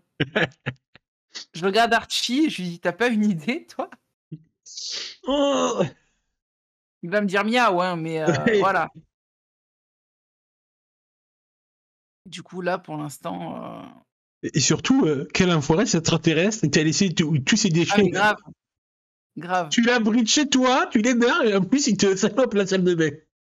c'est ça, c'est ça. Non, mais je pense que je vais aller chercher une pelle et Mhm. je vais aller faire un peu de jardinage nocturne. Ah putain, il y a tout, on y cache tout, des cadavres de On chatons, y des cache morceaux tout, des exactement, mais déchets aliettes. le cadavre de chaton n'est pas caché, il est enterré décemment. C'est pas D'accord. pareil. Le cadavre de chaton, il est enterré genre vers là. Je sais pas si tu vois mon ping. Oui, je vois. Voilà. Et je vais aller genre de l'autre côté là-bas D'accord. pour creuser et enterrer les sacs. D'accord. Voilà. Je vais essayer de creuser le plus profond que je peux. Hein. Je sais pas jusqu'où je vais pouvoir, mais Oui, je considère que tu arrives oh, quand même à ranger tout ça. voilà. Et après, je vais remonter, prendre ma douche cette fois. Alors, question, tu prends ta douche où? Dans ta salle de bain ou tu te Certainement douches? pas dans ma salle de bain. Certainement pas dans ma salle de bain. Tu vois. Je vais aller la prendre dans la salle de bain de l'étage, du premier étage. Je vais retirer ma montre. Ouais. Je vais aller la prendre là. Là, ça marche. Et d'ailleurs, j'aurais récupéré, pour toujours ne pas rentrer dans ma chambre, parce que là, je suis en plein flip, entre Mhm. guillemets, j'aurais récupéré du linge dans la buanderie. D'accord. De quoi me changer dans la buanderie. D'accord. Voilà. Et du coup, bah, Et une fois. j'en aurais profité pour faire la lessive avec les affaires de ma mère qui sont sales, que j'ai salies, etc. Bien sûr. D'accord.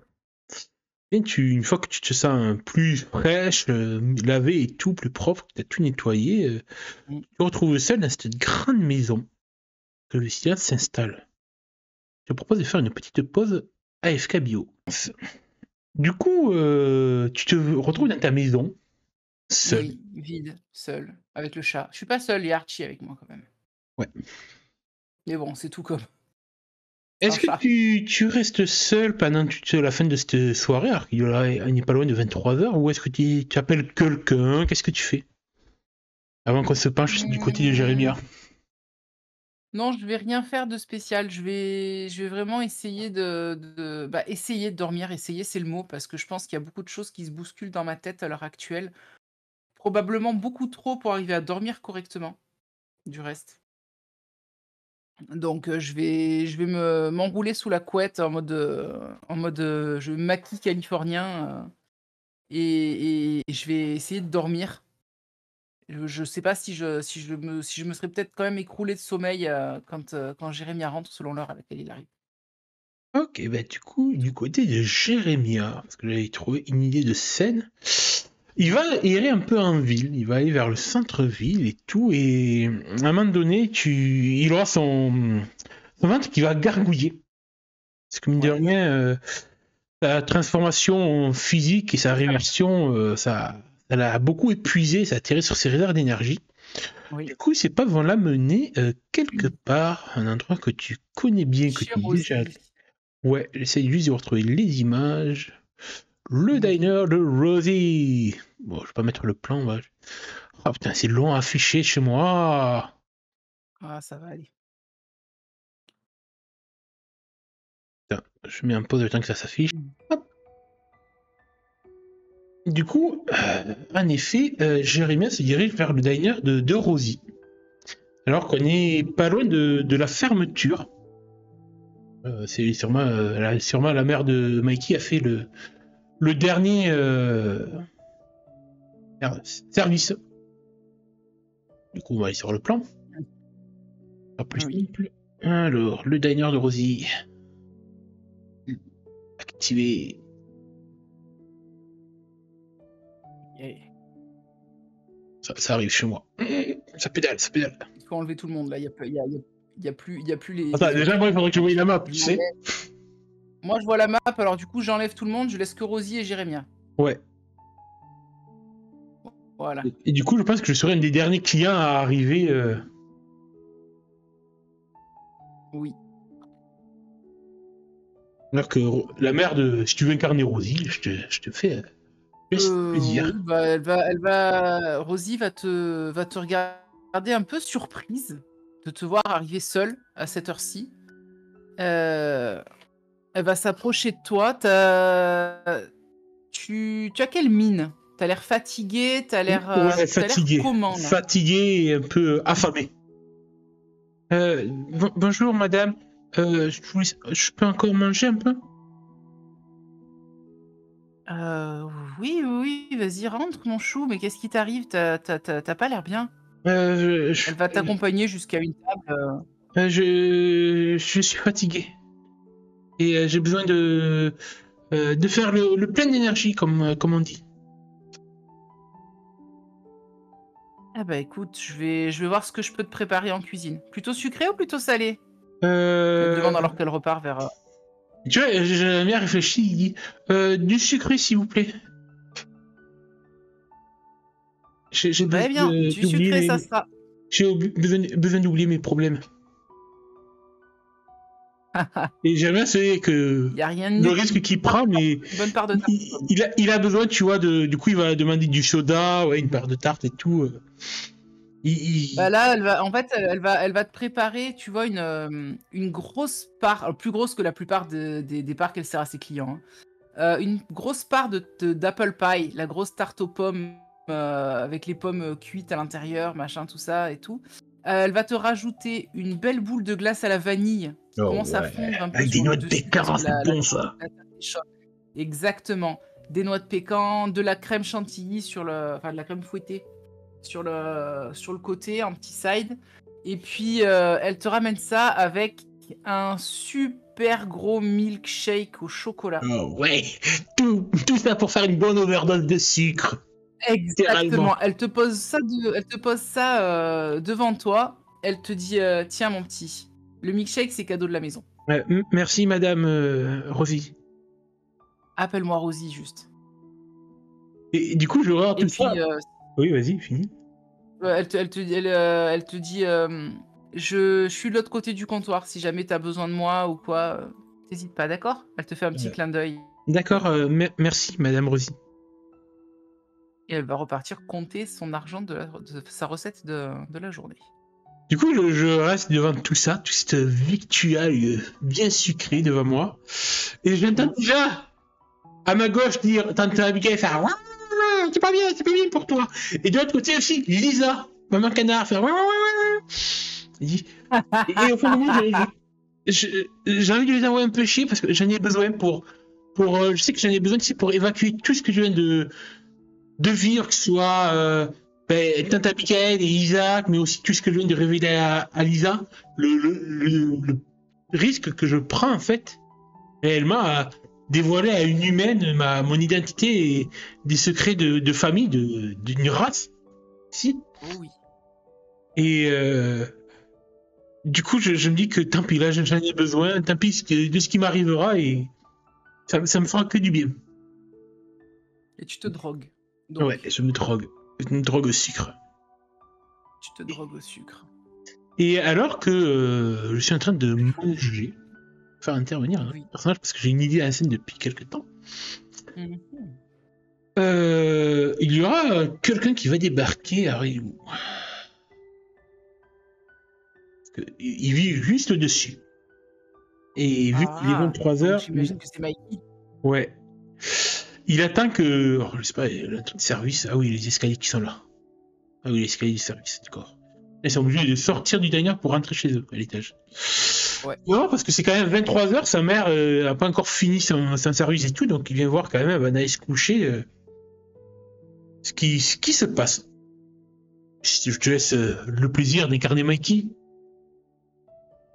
Ben, bien sûr, mais Mikey du coup va voir Jérémia. Il est un petit peu surpris. de le voir. Il s'avance en jetant un coup d'œil à sa mère qui hausse les épaules, l'air de dire bah ouais, bah il y a ton pote qui est là, écoute, peut-être qu'il est venu te voir, hein, j'en sais rien. Mais qu'elle le dit pas. Ça passe juste entre leurs regards complices. Et il va s'installer. En fait, t'as peut-être le nez dans ta bouffe alors que tu vois quelqu'un qui s'assoit face à toi. Et tu entends peut-être la voix de Mikey avant de lever les yeux vers lui. Et il te dit bah, ça va, Jérémia, qu'est-ce que tu fais là, à cette heure-ci? Mikey, ben j'étais sorti faire un petit tour, je me sentais fatigué, j'avais besoin de me remonter le moral. Ouais, je vois ça. Il dit ça en pointant du regard, du menton, un petit peu la bouffe qui est devant toi. Mais Lisa, elle avait pas dit que c'était pas bon pour toi le sucre? Tu veux faire une overdose de sucre? Qu'est-ce qui se passe? Oh, tu lis dans mon esprit, merde, petit con. Non, mais faut juste que je fasse attention, c'est tout. Ouais. Il se penche un peu vers toi, tu sais, en mettant les coudes sur la table et les mains sous son menton. Et tu as des problèmes à noyer dans le sucre? Tu veux en parler? Disons que tu vois que là, je pèse bien mes mots parce que c'est beau, j'ai révélé assez de conneries. Du coup, même si le Seigneur dit que c'est pas bien, mais le mensonge des fois c'est bien. On s'est un peu dit, on s'est un peu disputé avec Lisa. J'ai dit ça comme ça en mode, voilà. Disputer avec Lisa? Comment ça? Non, mais on parlait, voilà, on s'est peut-être pas trop compris, je crois. Ok. Alors, je vais regarder s'il y a un jet que tu peux faire pour voir. Fais-moi un jet de l'approche que tu veux pour essayer de voir si t'es crédible dans ton mensonge ou pas du tout. Bah là, c'est de la ruse. Je t'en prie, essaye de ruser. Qui vole pas haut pour Jérémia. Hein. Ok. Ça passe. Tu vois que ça passe. Ça passe. Du coup, c'est une réussite mitigée. Tu vois qu'il te regarde en plissant un peu les yeux quand même. Je pense que clairement, il comprend qu'il s'est passé un truc avec Lisa, mais que ce soit une dispute. Voilà. Il comprend qu'il y a quelque chose, que tu veux pas en parler. Mais Mikey est une petite langue de bip et il aime bien les potins. Donc Mikey va essayer de pousser un petit peu. De te pousser un petit peu. Mais vu qu'il sait... Enfin, le truc, c'est qu'il sait pas exactement ce que tu veux pas dire. Mais il va essayer de prêcher le faux pour avoir le vrai. Tu vois? En mode, il va te demander, par exemple, mais... c'est vrai, votre dispute, c'est par rapport à quoi? T'as encore essayé de la draguer ou... Non, j'ai compris que avec elle, ça marchait pas. Parce qu'elle est pas moi, hein. Oui, c'est vrai. Et elle, comment elle va après cette dispute? Il fait les guillemets, tu sais, avec les mains. Non, c'est un peu ce que je veux dire. Je sais pas, je vais laisser toute seule chez elle. Ah ouais. Eh ben dis donc, monsieur le gentleman amiche. Disons que je suis pas trop habitué, moi, tu vois, j'essaie de réfléchir pour paraître crédible. Ben, tu sais, moi, je suis pas doué avec, tu sais, comment sont les filles, voilà. Et comment ça se fait que t'étais chez elle d'abord? De quoi? Comment ça se fait que t'étais chez elle d'abord? C'est cette parce heure-ci que de la soirée. ma grand-tante Abigail a dû partir. Et là, tu vois, je me retiens de dire autre chose. Et du coup, Ouais. c'est la mère de Lisa qui m'héberge pendant que ma grand-tante n'est pas là. Là, il va hausser un sourcil un peu surpris. Clairement, tu peux le voir hein, qu'il est surpris par cette révélation. Donc, tu dors chez Lisa. Bah, si j'avais su, on aurait pu t'héberger nous aussi avec maman. Hein, maman? Et il y a Rosie qui fait, qui fait un pouce en haut de derrière le comptoir. Ah bah si t'as besoin qu'on t'héberge, y a pas de souci, hein, elle te dit. Ah, oui, j'y avais pas pensé. C'est gentil de Tu proposer. pourrais partager la chambre avec Mikey, hein, on n'a pas un grand appart, mais sa chambre est bien assez grande pour vous deux. Oh, comme tu me tiens la perche pour aller sur la scène que j'avais préparée. J'ai dit transmission de pensée aujourd'hui. Bien, justement, Mikey, je pense qu'il va avoir envie de montrer justement sa chambre à Jérémia. Bien sûr. Il va te le proposer. Je prépare lui. Jérémia commence un peu à être en effet un peu euphorique, guilleré avec le sucre qui commence un peu à monter en lui et tout. Et du coup, quand Mikey lui propose de monter à l'étage voir sa chambre, bah, il dira pas non. Bah oui. Et Mikey va abuser de la faiblesse de Jérémia. Sans aucune Tout à fait. vergogne. Et justement, c'est bien, lui, il avait prévu une scène narrative. Je n'en doute pas. Là. Tac. Et attention, heureusement, on m'est bien interdit au moins de 18 ans. Hein. Oui, Non, t'inquiète pas, c'est juste sensuel. ça va. Jérémia monte derrière Mikey d'un escalier qui menait à l'étage du diner de Rosie, la mère de ce dernier. L'appartement, chaleureux et modeste, était leur refuge à tous les deux. Le sucre des milkshakes et des desserts qu'ils avaient partagés en bas circulait encore dans les veines du jeune Amish, une douce euphorie mêlée à l'excitation, le tout amplifié par l'idée d'être seul avec Mikey. En atteignant la porte de la chambre, Mikey se retourna, un sourire malicieux aux lèvres. Il prit la main de Jérémia et l'attira doucement à l'intérieur, avant de refermer la porte derrière eux. La chambre respirait la personnalité de Mikey, une pièce typique d'un adolescent de 16 ans à la fin des années 90. Les murs étaient couverts de posters de groupes de rock et d'icônes de pop culture de l'époque, les Spice Girls, Madonna et des films cultes comme Presidia Folle du désert. Un lit recouvert d'une couette colorée arc-en-ciel trônait au centre, et au sol traînaient quelques vêtements et magazines. Une console de jeu avec quelques cassettes VHS était empilée dans un coin. L'ambiance de la pièce semblait refléter à la fois l'énergie débordante de Mikey et l'intimité rassurante qu'il partageait avec peu de monde. « Viens, installe-toi », dit Mikey en s'asseyant sur le bord du lit, tapotant l'espace à côté de lui. Jérémia s'approcha lentement, se sentant à la fois électrisé et vulnérable. Il s'assit à côté de Mikey, leur proximité amplifiant les battements rapides de son cœur.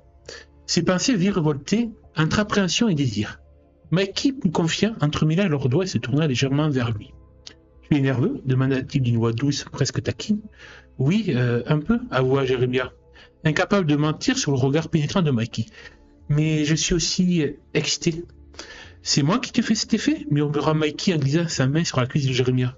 Un geste qui lui rappela le moment au cinéma où il avait ressenti pour la première fois cette douce montée du désir. « Oui, » répondit Jérémia, un sourire gêné mais sincère aux lèvres. « Et j'aime ça. » La tension dans la pièce monta d'un cran alors que leurs lèvres se rapprochaient. Cette fois, quand Mikey l'embrassa, Jérémia ne se contenta pas d'accepter, il se laissa pleinement emporter, les lèvres cherchant à se synchroniser avec celles de Mikey.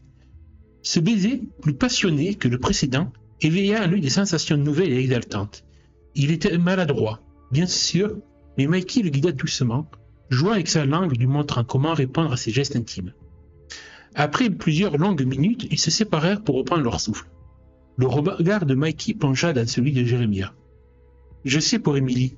Elle m'a raconté. » Jérémia se figea un instant, ses pensées ramenées au souvenir de ce premier baiser échangé avec une fille, Émilie. « Oui, c'était agréable, » dit-il, sincère. « Tout comme c'est agréable avec toi, je ne sais pas si j'aime l'un ou l'autre. Je crois que j'aime les deux. » Le doute envahit son visage, l'incertitude pesant lourd sur ses épaules. Mikey, sentant cette confusion, caressa tendrement sa joue. « Il n'y a pas de honte à avoir. Tu sais, le rassura-t-il. Ce que tu ressens est normal. Jérémia hocha la tête, soulagé par cette bienveillance. Tu veux en découvrir plus demanda Mikey, sa voix douce, mais son regard plus intense. Le jeune ami hésita un instant, mais sa curiosité et son désir prirent le dessus. Oui, souffla-t-il, l'euphorie montant en lui. Avec une sensualité mesurée, Mikey commença à défaire les boutons de la chemise de Jérémia, ses doigts effleurant sa peau à mesure qu'il dévoilait son torse. Le jeune Amish, endurci par le travail à la ferme, avait un corps solide, bien formé malgré son jeune âge. Mikey, plus muet, svelte, se laissa aussi déshabiller. Les deux garçons se regardant mutuellement, découvrant les corps qu'ils n'avaient jusqu'alors qu'imaginés. Ils échangèrent encore des caresses et des baisers, et peu à peu, Mikey guida Jérémie à s'allonger sur le lit. Le corps de Mikey ondulait légèrement au-dessus du sien, et l'intensité de leur frottement fit monter un désir irrépressible en Jérémia. Son corps réagissait instinctivement, une partie de lui s'éveillant, se durcissant alors que Mikey s'approchait encore plus. Il laissa échapper un gémissement involontaire, surpris par la puissance de ce qu'il ressentait. Mikey prit les rênes de cet échange sensuel, guidant Jérémia de ses gestes. Il savait que le jeune Amish était face à une toute nouvelle expérience dans sa vie, et combien cela pouvait être impressionnant et perturbant à la fois. Il voulait lui faire ressentir le désir et le plaisir de la manière la plus douce possible, sans le brusquer, sans lui imposer trop de choses pour une première fois. Ce soir-là, pour ce premier aperçu des plaisirs charnels entre hommes, Mikey décida de faire découvrir à Jérémia juste faire des caresses. Jérémia était comme de la glace sous ses doigts, et il revenait à Mikey de lui modeler sa bisexualité naissante. Mikey, avec une délicatesse presque experte, commença à déboutonner le jean de Jérémia, l'invitant à le retirer. Il fit de même avec le sien, et bientôt ils n'étaient plus vêtus que de leurs sous-vêtements. Couchés l'un à côté de l'autre, leurs mains entreprirent un balai d'exploration. Jérémia sentit le frottement de leurs deux entrejambes à travers le tissu, son souffle s'accéléra à nouveau. Chaque sensation plus forte que la précédente, se répercutant dans son esprit. Puis, avec un sourire rassurant, Mikey laissa sa main glisser à l'intérieur du caleçon de Jérémia.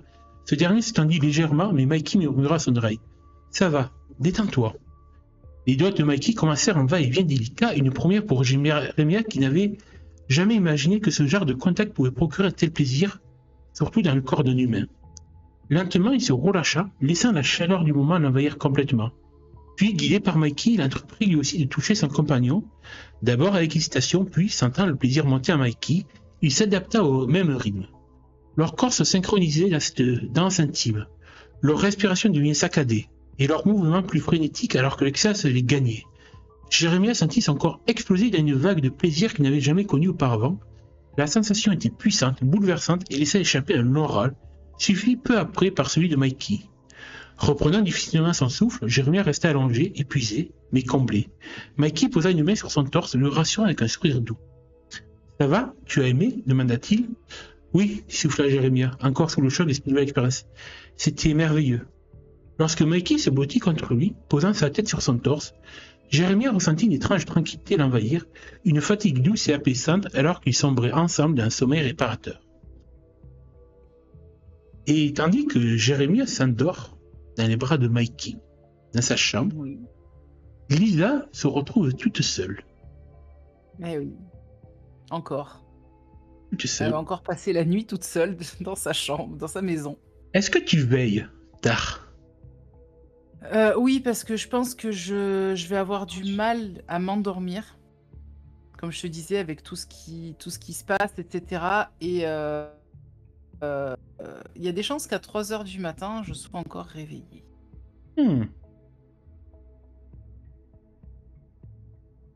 Pourquoi 3 heures du matin? Même si je devine la raison. Parce que là, dans la tête de Lisa, beaucoup de choses se passent à 3h du matin. C'est à chaque fois l'heure à laquelle elle est réveillée, etc. Et en fait, je me dis... Enfin, Lisa se dit... que déjà, si elle est réveillée à 3h du matin, elle se fera pas réveiller par ce connard de fantôme qui est peut-être pas un fantôme. Et... D'ailleurs, tu constates qu'à 3 heures du matin, tu n'as toujours pas entendu Jérémie revenir. Oui, mais ça aussi, ça m'inquiète. Un petit peu, quand même. Et je pense que l'appréhension de toute cette situation, de me dire est-ce qu'à 3h du matin, il va y avoir quelqu'un qui va arriver, enfin, qui va essayer de Sally, comme je l'appelle, va encore essayer de me joindre et tout. Je pense qu'en fait, ma putain de curiosité va me pousser à remonter à Mhm. 3 heures du matin. À remonter dans ma chambre. Pour essayer d'avoir des informations. Donc j'ouvre, je pousse une grande inspiration encore avant d'entrer, une grosse expiration avant d'entrer dans ma chambre. Mhm. Archie, toujours sur tes talons. J'éclaire la lumière, la grande lumière de la chambre. Je veux pas être dans la pénombre ou quoi, ça m'angoisse un peu quand même. Et en entrant dans la chambre à 3 heures du matin, je balance bon, maintenant je veux la vérité. Qu'est-ce que tu fais dans cette prison?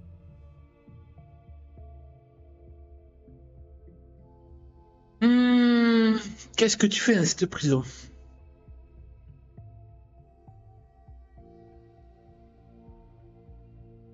Hmm.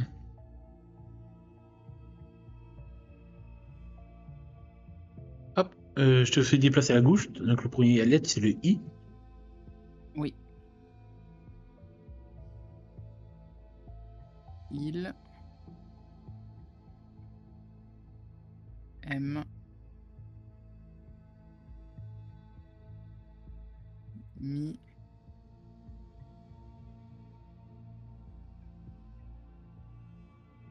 Donc tu accélères la ligne.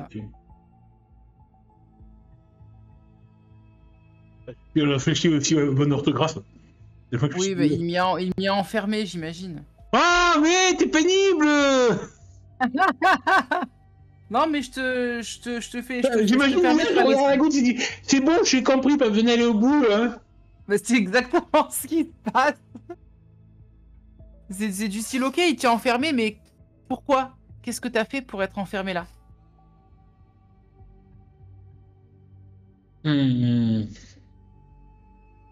C'est quoi exactement ta question? Pourquoi t'as été enfermé? En gros, ma question, c'est qu'est-ce qui... Alors, pour reformuler ça, on va dire... Qu'est-ce qui a fait que tu as mérité un enfermement? Parce que dans ma tête, elle l'a mérité. Elle ou il, en tout cas, je sais pas.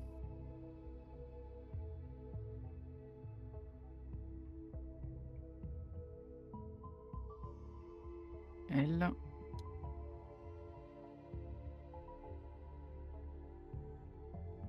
a... Attends, je cherche mes lettres. Et...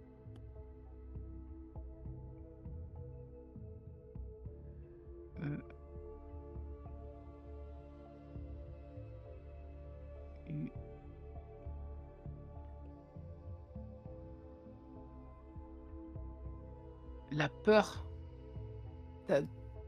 Ils avaient peur de toi, c'est pour ça qu'ils t'ont enfermé? Et comme à chaque fois, tu sais Ouais, qu'il ne répond que 2 fois. Ouais. Ok.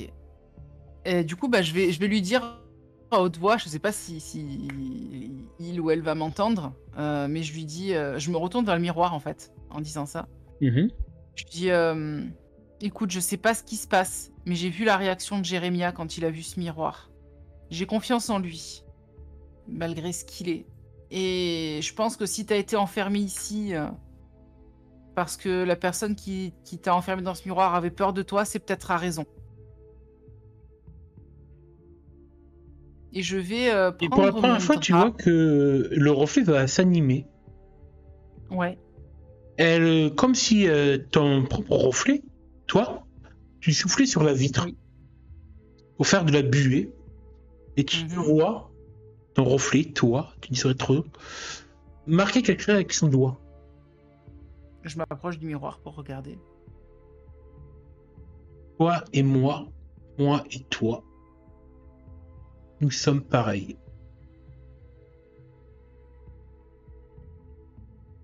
Je frissonne. Et la suite la prochaine fois. Mais attends, que vois-je venir? Une scène post-crédit.